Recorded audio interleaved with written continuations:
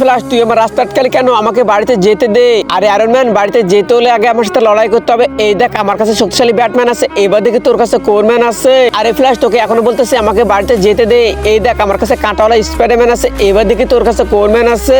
আরে কিসের তোর স্পাইডারম্যান? এই দেখ আমার কাছে শক্তিশালী ফ্ল্যাশ আছে, এবার দেখি তোর কাছে কোরম্যান আছে। আরে তোকে এখনো বলতেছে আমাকে বাড়িতে যেতে দে। এই দেখ আমার কাছে শক্তিশালী আয়রন ম্যান আছে, এবার দেখি তোর কাছে কোরম্যান আছে।